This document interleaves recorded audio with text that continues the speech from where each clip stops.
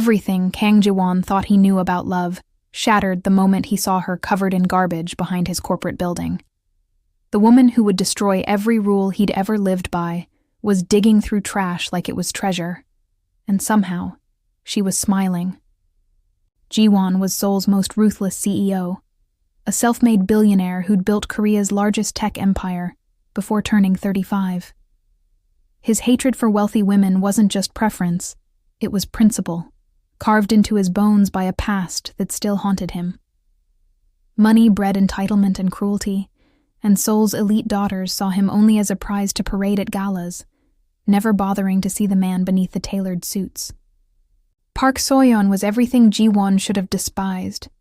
The youngest daughter of the Park dynasty, one of Seoul's wealthiest families, she should have embodied everything he loathed. But while her sisters hosted lavish parties in Gangnam penthouses, Seo-yeon spent her evenings in Jongno-gu, transforming what others called garbage into art. She wasn't desperate, she was an artist with a strange obsession for finding beauty in rejection. Their first meeting was anything but romantic. Ji-won had stayed late at his Gangnam office, working past midnight.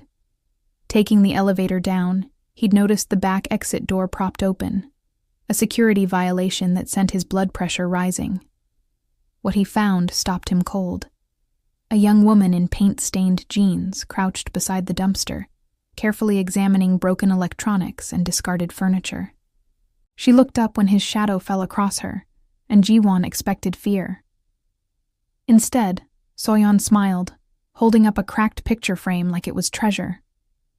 She explained, without shame, that she was collecting materials for her art installation about consumption and waste. Her enthusiasm was so genuine, so divorced from the calculated charm he encountered daily, that Ji-won couldn't summon his usual dismissiveness. He told her she was trespassing. She apologized and asked if she could collect just 3 more items. Something about the specific number made him say yes. That should have been the end of it. But 3 days later, his mother called with news that made his stomach drop. She'd arranged a meeting with a potential marriage candidate, the youngest Park daughter. Ji-won had endured these setups before, mechanical conversations with women who'd memorized his stock price but couldn't name a single thing that mattered to him. He agreed only to appease his mother, planning to dispatch this Park daughter quickly. The meeting was set at an exclusive Cheongdam-dong restaurant. He arrived prepared for designer handbags and calculated laughter. What he got was Seo-yeon, sitting at the table in a simple navy dress, sketching in a worn notebook, oblivious to the maître d's disapproving glances at her art supplies. The recognition hit them simultaneously, her eyes widening, his face betraying shock before he caught himself. The dinner became something unexpected. Seo-yeon didn't ask about his business or properties. She asked about the building where they'd met, the neighborhood's history, whether he'd noticed the elderly woman who sold hariok on the corner every morning. She spoke about her art with passion, explaining how she transformed discarded objects into installations that told stories about the people who'd thrown them away. Ji-won found himself actually listening, responding with more than practiced politeness. But when she mentioned her family name, something in him froze. Park. The same family that had humiliated his mother decades ago when she'd worked as a seamstress in their household. The same family whose eldest daughter had mocked him at university, calling him new money, with such contempt he'd vowed never to forget. Ji-won's defenses slammed back into place. He ended the dinner abruptly, his coldness so sudden that Seo-yeon looked genuinely hurt. Within a week, rumors circulated that Kang Ji-won was considering the Park family's proposal. What none of Seoul's elite knew was that Ji-won was investigating Seo-yeon, trying to find the catch, the hidden agenda, the moment when she'd reveal herself to be just another privileged princess playing at poverty. What he found disturbed him more than any scandal could have. Seo-yeon was exactly who she appeared to be. Her art studio was in Seongsu-dong, a neighborhood her family considered beneath them, and she lived in a modest apartment above a convenience store. Her bank account showed consistent donations to homeless shelters and environmental organizations. She wasn't pretending. She genuinely believed discarded things deserved second chances. The revelation should have softened him. Instead, it made Ji-won angrier. He couldn't reconcile this woman with his hatred of her class. His solution was characteristically extreme. He'd marry her, prove she was no different from the others, and divorce her when she inevitably showed her true colors. His mother was thrilled. The Park family was ecstatic. Soyeon, when informed of his decision, simply looked at him and asked one question. Why? He told her it was practical, a business arrangement. She accepted with a surprising condition. The marriage would be real, no separate bedrooms, but he had to give her 1 year to change his mind. If after 12 months he still wanted divorce, she'd sign without contest.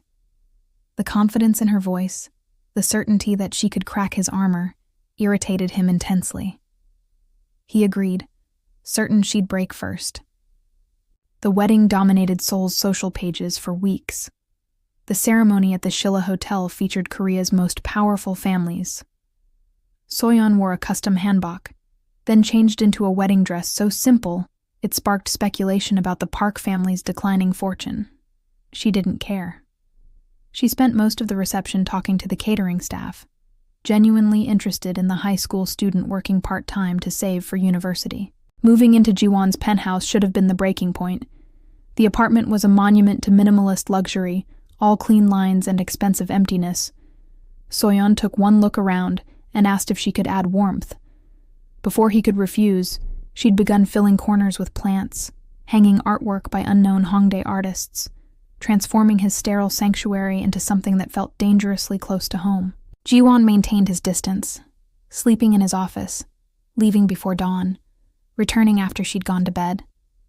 He refused to acknowledge the small infiltrations. The breakfast she left covered on the counter, the notes she tucked into his briefcase with terrible jokes that somehow made him smile, the way she never demanded attention but made her presence felt through thoughtful gestures. 3 months in, everything shifted. Jiwon's company faced a crisis when an investor discovered financial irregularities in a subsidiary. The scandal threatened everything he'd built. He came home at 3 a.m. to find Soyeon awake, sitting in the living room with tea and a romantic comedy playing on silent. She didn't ask questions or offer empty reassurances. She simply patted the couch beside her, and when he sat down, she held his hand while they watched together. The gesture was so simple, so absent of agenda, that something in Jiwon's chest cracked open. He found himself talking, really talking, for the first time in years. He told her about his mother working herself sick for the Park family, about the humiliation of being the scholarship kid, about building his company as armor against vulnerability. Soyeon listened without judgment, and when he fell silent, exhausted, she said something that would haunt him. Hating them didn't protect you. It just made you lonely. The words were too accurate. Jiwon pulled away emotionally, throwing himself back into work with renewed intensity. He solved the crisis through brilliant strategy and ruthless negotiation, emerging stronger. His colleagues congratulated him. And Soyeon, watching from the sidelines, saw the cost written in the new lines around his eyes. Summer turned to autumn, and Soyeon had an exhibition opening at a Samcheong-dong gallery, her first major show. Jiwon told himself he wouldn't attend, that supporting her would send the wrong message. But on opening night, he found himself standing outside at exactly 7 o'clock, watching through windows as Soyeon guided visitors through installations made from discarded electronics and broken furniture. Each piece told a story about consumption and waste. But there was one installation covered with a cloth, with a sign reading, "Reserved for one viewer only." Jiwon entered, moving through the crowd without acknowledgement. He approached Soyeon and asked what was under the cover. She smiled and led him to a small private room. Under the cloth was a collection of objects he recognized. The cracked picture frame from their first meeting, a coffee cup from their wedding reception, the notes she'd written, a pressed flower from the plant in his office, a dozen items chronicling their marriage. The installation was titled "Things Worth Keeping," representing objects others might discard, but that held stories of unexpected value. The meaning was devastatingly clear. She'd been collecting evidence of their relationship like she collected trash, seeing worth where he insisted there was none. Ji-won felt something shift fundamentally inside him. He asked why she'd married him, knowing how he felt about her family. Her answer was simple, because she saw who he really was beneath the anger, and that person was worth keeping. The confession should have terrified him. Instead, it felt like permission to stop fighting. Ji-won pulled Soyeon into an embrace that started as gratitude and transformed into something more complicated. She held him back without surprise, like she'd been waiting since their wedding day. But Seoul's elite wasn't finished with them. Soyeon's older sister Minji, resentful of being overshadowed, saw opportunity. She'd been feeding information to reporters, planting doubts about Ji-won's intentions, suggesting he'd married for social legitimacy. The rumors gained traction, and whispers became open speculation. The scandal exploded during a charity gala at the Grand Hyatt. Minji arranged for a reporter to confront Ji-won publicly, asking if he'd married Soyeon as a calculated business move. The question, delivered before hundreds of guests and cameras, was designed to humiliate them both. Ji-won could have deflected with corporate speak. Instead, he told the truth. Standing with Soyeon beside him, he admitted that yes, he'd initially agreed for the wrong reasons, full of prejudice and anger, planning to prove all wealthy women were the same. But then he'd met Soyeon, actually met her, the real person who collected trash and saw value in discarded things, who'd spent a year teaching him that worth wasn't determined by origin. He admitted he'd fallen in love with her because she'd rejected everything her family represented while still loving them. The confession was too honest for Seoul's polished society, too raw. Cameras flashed. Minji looked triumphant. But then Soyeon's parents stood and began applauding, followed by Ji-won's mother. What started as 3 people became a wave as other guests joined in, recognizing authentic emotion in a world dominated by performance. Minji's plan had backfired. Instead of destroying their credibility, the confession humanized them. The media coverage focused not on scandal, but on redemption. The CEO who'd learned to look past prejudices, and the artist who'd taught him to see value in unexpected places. The real resolution came weeks later in their penthouse. The 1-year deadline was approaching, and Ji-won had been planning something that terrified him. He'd commissioned a ring made from recycled materials, imperfect and beautiful. He'd also established a foundation in his mother's name, supporting working-class families, a direct reversal of the prejudice his family had faced. On a cold November evening, with Seoul's skyline glittering below, Ji-won asked Soyeon to marry him again, for the right reasons. He admitted she'd won their bet, that she'd changed his mind about everything, that somewhere between the trash collecting and terrible jokes and patient presence, he'd fallen completely in love with her. The proposal was clumsy, emotional, nothing like his smooth presentations, and it was perfect because it was real. Soyeon said yes, but made him promise one thing, that he'd stop seeing himself as the person his past had created and start seeing himself as the person their future could build.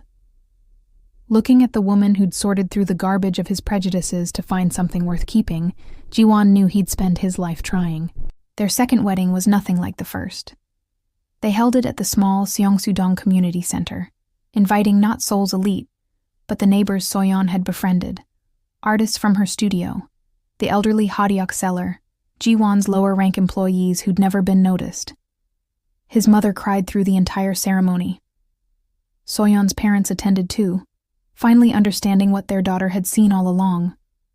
The marriage that everyone thought would fail became Seoul's most unexpected success. Ji-won still had days when old prejudices surfaced, when he caught himself making assumptions based on wealth. But now, he had Soyeon to call him out, to remind him that worth was measured in character, not currency. They built a life bridging both their worlds, the penthouse filled with rescued furniture, the foundation that grew beyond his vision, quiet evenings sorting materials while he reviewed proposals. Ji-won learned to see beauty in imperfection, to find value in what he'd dismissed, and Soyeon proved that sometimes the most broken things could be transformed into something beautiful. Years later, when asked about their unlikely marriage, Ji-won would smile and say he'd learned the most important lesson from his wife, that the best investments were the ones everyone else overlooked, that true value was often hidden in unexpected places, and that sometimes the person you thought was trash turned out to be treasure. Soyeon would laugh and correct him. She wasn't treasure. She was just someone who'd recognized he was worth keeping, even when he couldn't see it himself.